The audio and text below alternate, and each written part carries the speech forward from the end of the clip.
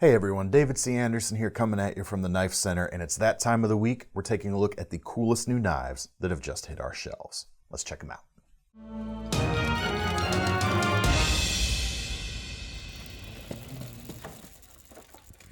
All right, first knife this week is essentially a new version of the Torino from Sandrin Knives. I believe that's how they pronounce it. Really cool knife, previously available in G10. New version here available with the contoured carbon fiber for about just under 300 bucks. So it is quite expensive, and most of that is really coming down to the blade material here. This is not a steel blade. This is a tungsten carbide blade with really high hardness and really high edge retention as well. We'll get to more about that in just a little bit because we actually have a quick little interview with the folks who make this knife. But let me tell you about the rest of the knife first. Blade itself, just under 3 inches, very utilitarian sheep's foot style of shape right here. Got a cool kind of raw finish from their finishing process for that tungsten carbide. Very thin blade. So even though the height of the grind here doesn't look super high, it's not fighting against a super thick blade here. You've still got a very narrow profile. Still should slice pretty decently. Dual thumb studs for opening, reversible deep carry pocket clip, and a ambidextrous lock, red coated here, mounted at the spine. Make this entire knife extremely usable whether you're lefty or a righty. Works really similarly to the Demco Shark Lock, at least in how you're going to actuate the mechanism. I'm not sure, underneath it's probably a little bit different since one of those is patented mechanism, but you essentially just pull backwards on this lock bar and you can let that blade fall shut, keeping your fingers out of the path of the blade while you do so. Really cool. When you go to open it, you can either use those thumb studs or you can do some centrifugal flicking as well. Makes it very easy to access that blade when you want it.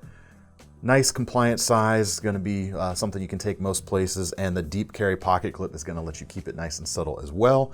Really cool design on that pocket clip. It doesn't feel just like a simple folded clip. Even though it feels like it is folded here at the back, you actually have, something more like a milled end here on the leading edge, where you've got a significant chunk of metal coming down underneath the clip itself. So you don't get a folded nature here at the back, you get a nice, clean, classy looking flat profile. Really nice to hold, really nice to play with, and should be really nice to cut with. So we're actually gonna go to Alessandro over there at Sandrin Knives to tell us a little bit more about this blade. How you doing, Alessandro? Thanks for joining us. Hi, how you doing? Thank you.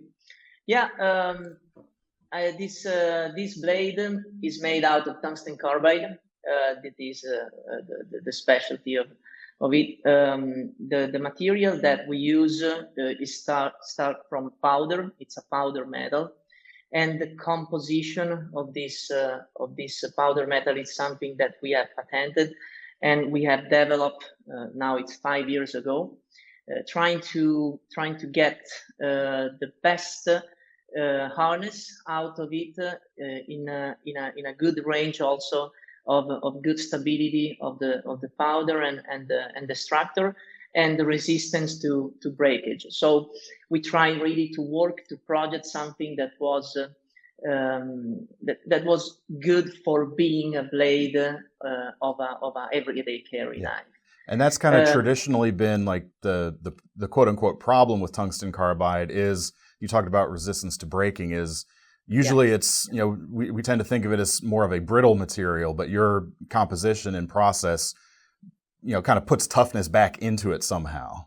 Yeah. Basically, the harness brings brittleness, but in the case of tungsten carbide, you can really play with chemical elements that are inside it that could be bringing these benefits of staying sharp and not brittle into it, and that was really a tough challenge we had to deal with. But it seems that the result has been definitely pretty interesting. So tungsten carbide, yes, it is known as a brittle material because the industry or whoever is using it or whoever knows it in a very high level of hardness.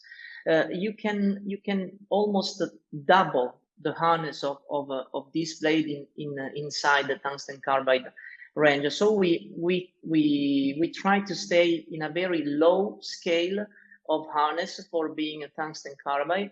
But still, you know, we reach 71 Rockwell C. That for a blade and for a EDC, it's something very interesting. And it's not brittle because there are inside elements that are keeping up the toughness and resistance on a very good range. At least good enough for being an everyday carry and everyday usable knife. Yeah. And with that kind of hardness and just the properties of tungsten carbide in general, I'm sure you're getting a lot of edge retention out of something like this. Yeah, I mean, 71 Rockwell C brings that.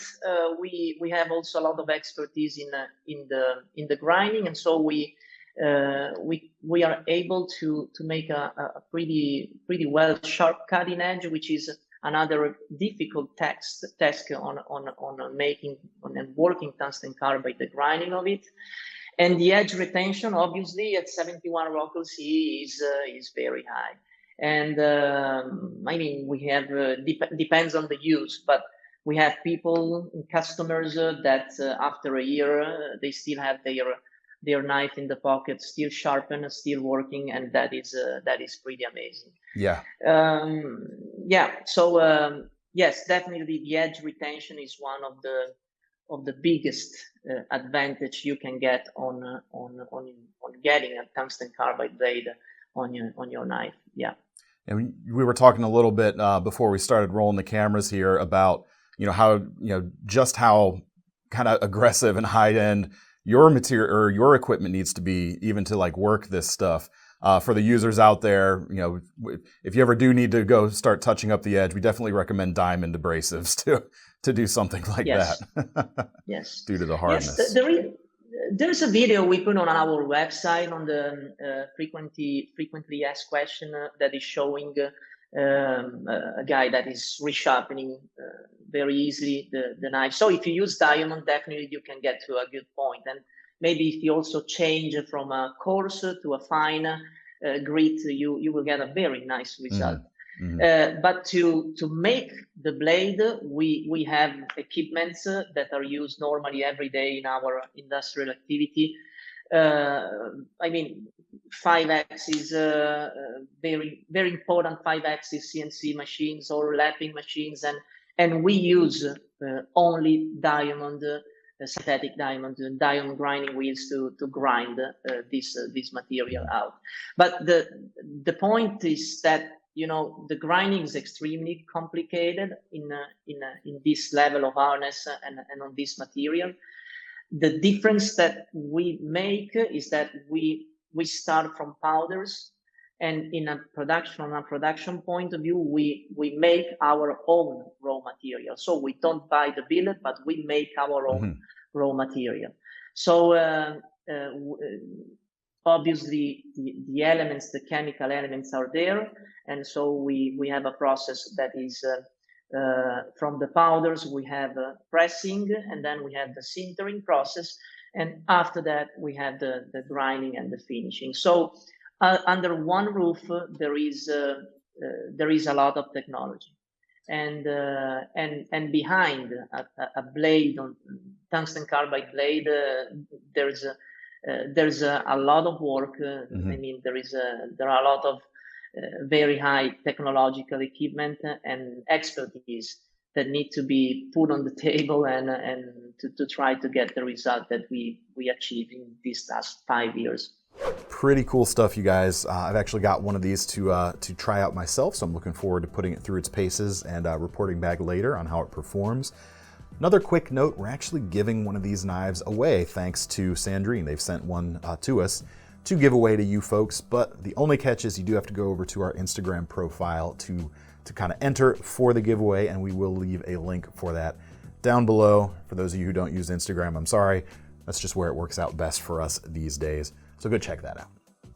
All right, next up, here are 2 of 5 new Swiss Army classics we've got right now from Victorinox. which I think brings the total number of classics on our website right now to 89 different options. Man, you could almost carry a different one every day of the month for 3 months straight right there. Good. And you'd only carry it like 2 or 3 times a year or so, without doing any more duplication than that. Could be fun. I don't know. Give it a try. But they're calling these the precious Alox Swiss Army Classics because it is Alox. It's the aluminum style construction, but we've got a new pattern going on. It probably shows up a little better on this gold one. So I'll show that. Kind of like a basket weave texture rather than the typical grid texture that you would get from the standard Alox. You still have some dimension to it. It still has a little bit of texture. Maybe not. I should have pulled one of the standard ones to feel if it was more or less aggressive than standard Alox. You do have a bit of grip right there though, and a cool color here. This is the like I said, the brass gold. There's also a rose or a gentle rose, which is like a rose gold, infinite gray, iconic red, and hazel brown, which is the other one I've got right here. But you still can get this in that kind of classic red Swiss Army knife color with the cool new texture going on. As far as sets of tools, you don't have the toothpick and tweezers because this is the slim Alox construction, but it's your standard classic tool set: pen blade, nail file with small flathead screwdriver tip, and of course, your small pair of scissors on the other side. All right, next up is a new Boker, and I'm really liking this. This is the Aphex Mini from Lucas Burnley. Comes in about $137 right now. And you may recognize this shape from, I believe it's the 2020, yes, the Boker Plus Collection knife in 2020 from Lucas Burnley. It was much larger than this.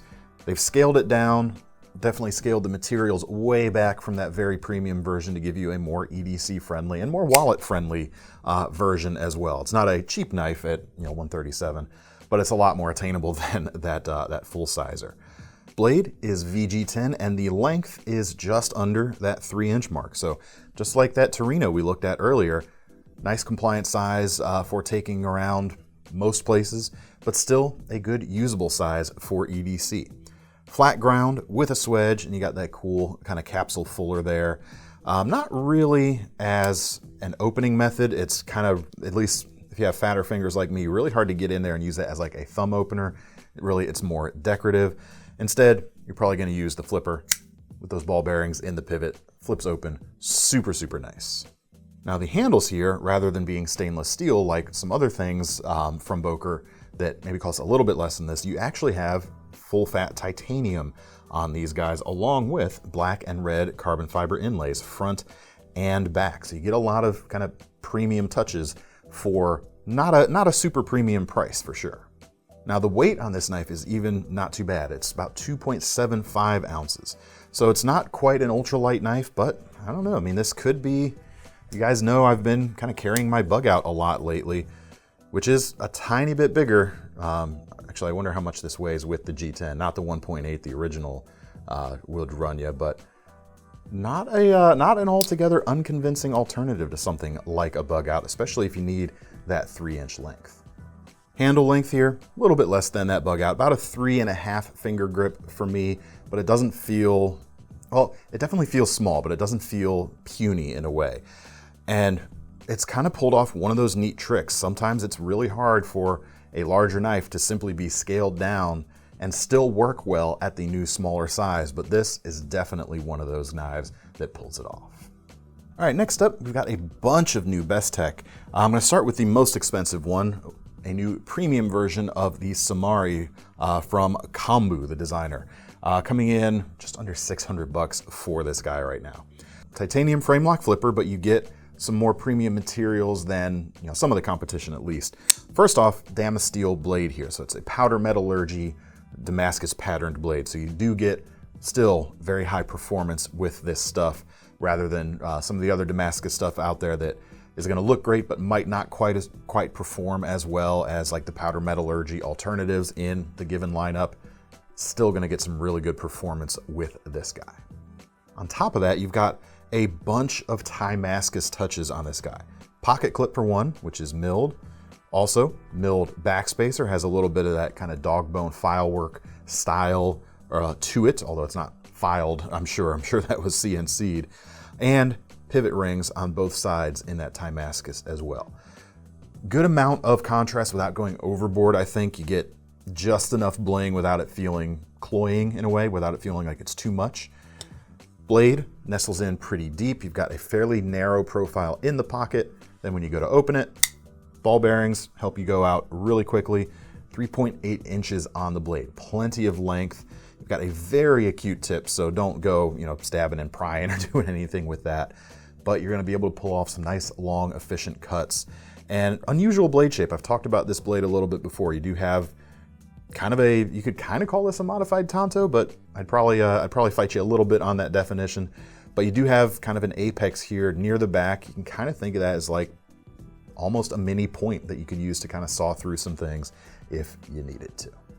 Next up, we have the Thyra, another titanium frame lock flipper. This guy, much less expensive, about $306, so still not cheap, but it's half the price of the one we just looked at.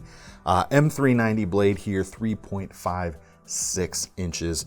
Titanium frame, stone washed. A few different color options are available. I really liked this one. It is kind of a green finished stone wash and some contrasting copper bolsters. Looks really cool. There's also a carbon fiber bolster version with some stone washed brass anode titanium that I think looks really good as well.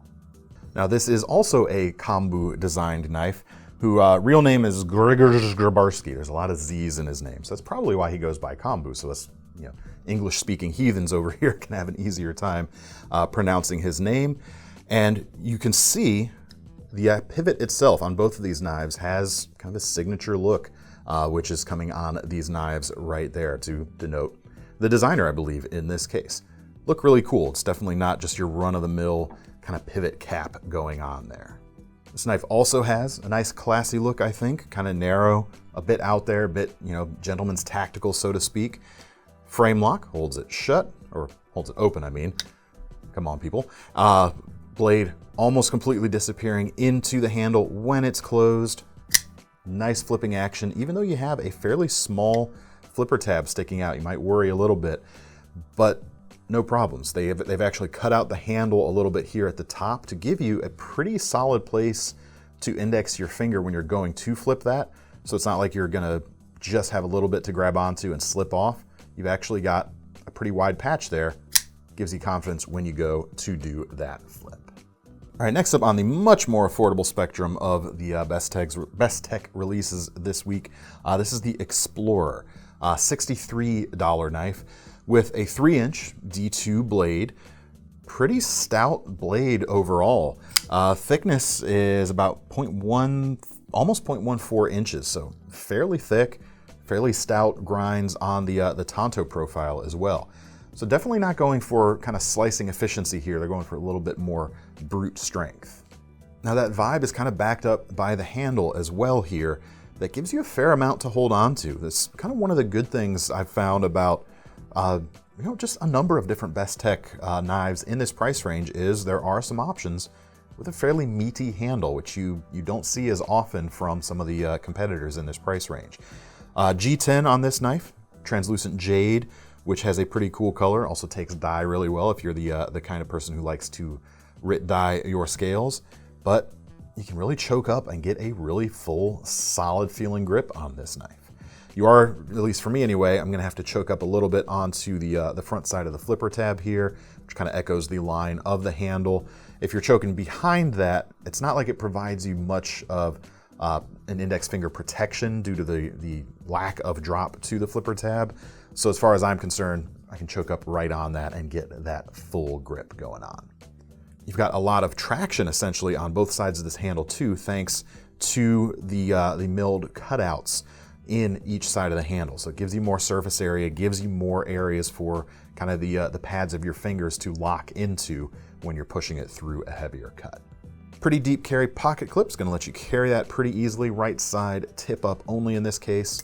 Liner lock to keep it shut. Why do I keep doing that? Liner lock to keep it opened and secure. Ceramic ball bearings here. Flipper tab, again, a little bit on the small side, but it actually kind of hooks up a little bit, which again, makes it easy to access.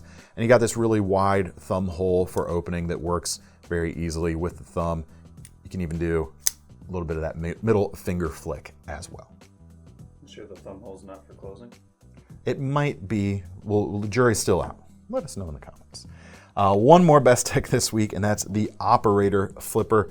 3.5-inch D2 blade in this case, and $65 for this one right here. Black stonewash, very aggressive Wharncliffe style blade. Thomas, would you call that a reverse Tonto? Absolutely. Get out. It's also a bottle of It might, huh?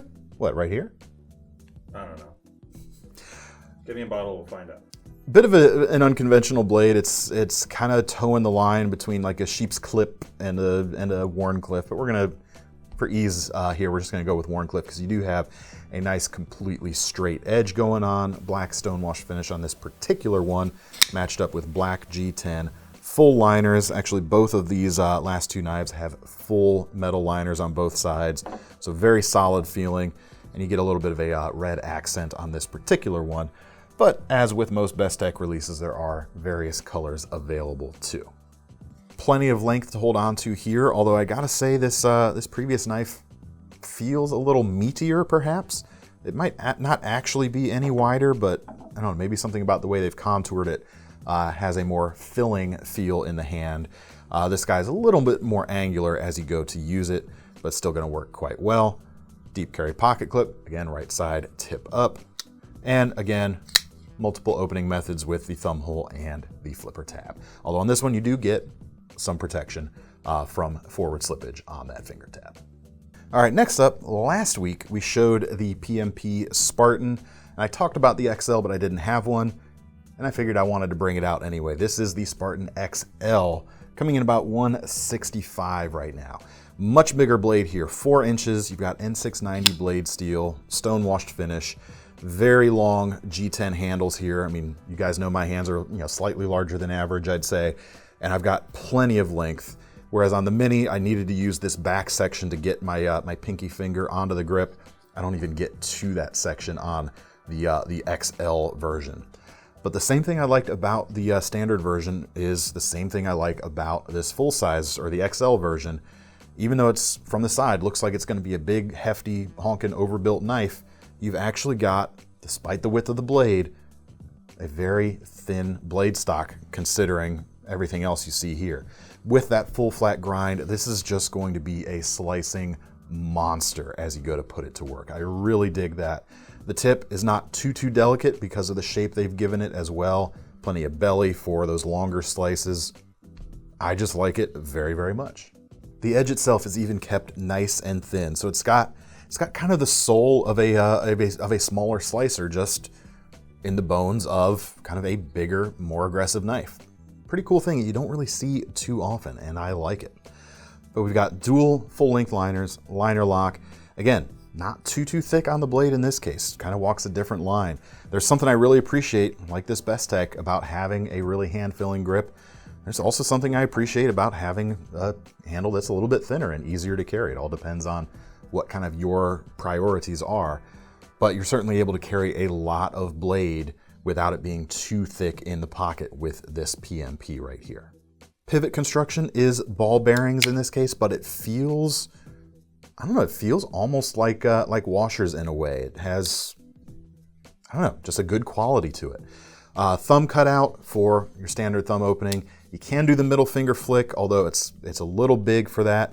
I always find I try to anchor on the pocket clip, and because of the size, I can kind of just get the fingernail of my pinky in there and get in for that flick. I promise. There you go. But it's a little bit more awkward than some designs out there. You can certainly front flipper it open or even slow walk it open, as you can see I'm doing here with that protruding tab or tang at the front end. Some people even say because of the jimping, you might even be able to like wave deploy this, like pocket deploy it. Not quite so sure. I couldn't get it to work, but apparently some of you guys out there have been able to. So I figured I'd mention it. If you're looking for a bigger knife that can still slice like a demon, this is definitely worth a look. All right, next up, we've got some new D-Rocket balisongs, both the full large Parabellum and the Micro Parabellum, with some really strong Cerakoted finishes. I picked the brightest one of the bunch here with the yellow and orange motif. $550 for these guys, quite expensive. 4-inch blade of M390 steel, and pretty much unmistakable style going on for sure. It has a feel of one of the more, I don't know if delicate's the right word, but slightly more, I don't know, refined balisong, if you could say that, compared to some out there. It just has that kind of high-end, fine, custom quality that's a little bit different than pretty much any other bally I've felt out there. There's a little bit of a bounce to the handles here as you come to the close that might help with certain tricks out there. Do keep in mind though that the latch is on the safe handle on this particular knife, which kind of runs opposite what most ballies out there do. Really, really cool finishes on these knives. And there's even a toxic green one with kind of a red splatter going on, if that's your kind of vibe as well. Speaking of kind of a splatter motif, proof runs of a new finish on the Exocet from Microtech, and the price is a bit up there compared to the standard Exocets, $415 on this guy.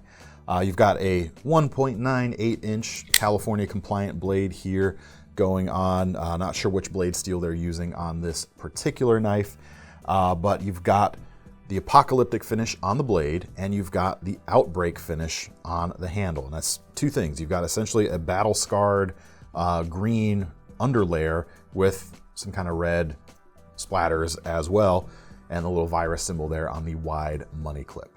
You can also get this, in addition to the Tonto profile, you can also get it in the double-edged profile with serrations on one side.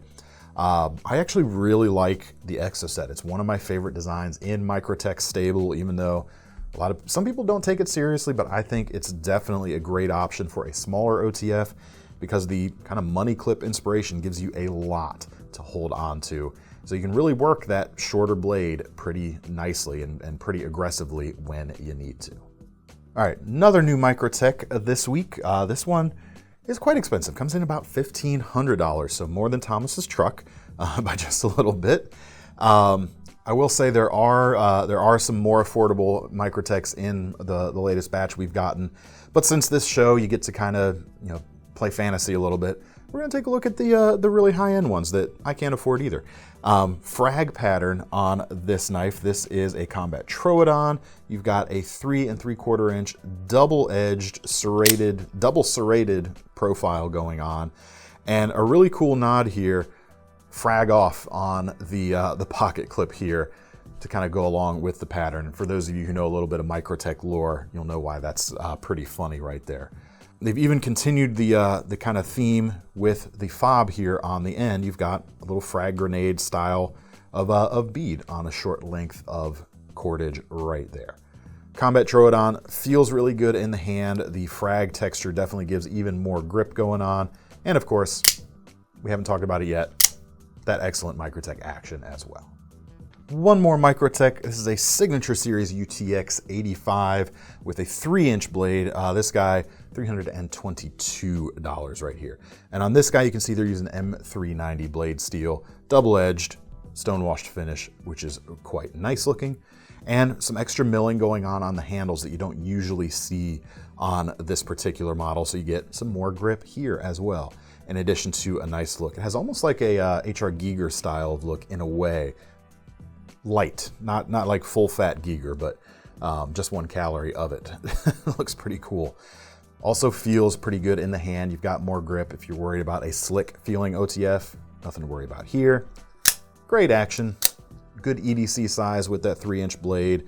You've got a kind of double pinch point pocket clip and the glass breaker on the back, which will also let you reverse that clip around for left or right carry. All right, next up, keeping it tactical for a minute, we've got a new knife that, well, it's good because it's a show about new knives, but we've got a new knife from Hinderer here that kind of is continuing his kind of close cooperation with K-Bar, the company. You guys remember he did his take on a USMC K-Bar recently. This is his take on the Ek Commando Dagger. Ek, of course, Ek Knives right now owned by K-Bar, which is why you also see the John Ek symbol here at the back. Hinderer was the first person to be able to actually officially license K-Bar's name on another knife ever before.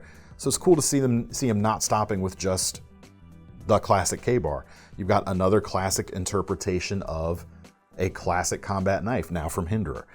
Price, not inexpensive, $475. This is a CPM 3V blade steel, so a definite jump up from the 1095 CV that you can get on the K-bar production versions of these knives. And I really like it. The micarta scales feel really good, have a very different vibe from the wood or synthetic versions out there. The crossguard is much more comfortable because it's kind of integrated into the handle scale rather than being a flat cross piece. You've got a nice pinch point here right at the top, so you can pinch behind that blade if you need to for some utility stuff. Double-edged, really nice blackened finish. It's a DLC, 6.5 inches of length. Let's see, so you probably lose about an inch of sharpened edge here at the back. So we'll say 5.5 inches of sharpened edge per side. Gives you 11 sharpened inches, quite nice. But the quality here is undeniable. Kydex sheath, as you can see right here. It's got an included tech lock as well. I really like it. I was talking to Seth V earlier, and I said I wasn't quite sure if I was gonna buy a new K-bar knife. I'm not sure if I would buy the Hinderer or not, but if I was gonna buy an Ek knife today, I think it would definitely be this version right here. All right, last but not least, we've got another XL version of a non-XL knife, the Lackey XL from Ferrum Forge, coming in with a 4.5-inch blade as opposed to the roughly 3-inch blade of the standard version, priced at about $110, and you can get it with either D2 blade steel or 9CR 18 MOV, which should give you some performance roughly on par with 440C. Really cool blade shape here. Thinner handles, G10, a couple different colors. Again, they're going for a very EDC-able fixed blade rather than an all-out survival blade or something like that. Gonna have a very nimble feel to it for opening boxes. And then with the shape like this, with all this belly, not a bad cutting board knife as well if you wanted to do some food prep with it. Maybe even some hunting or bird and trout type of stuff. I kind of see this, honestly, as a slightly more premium alternative to something like a Spyderco Bow River. If you guys remember that knife.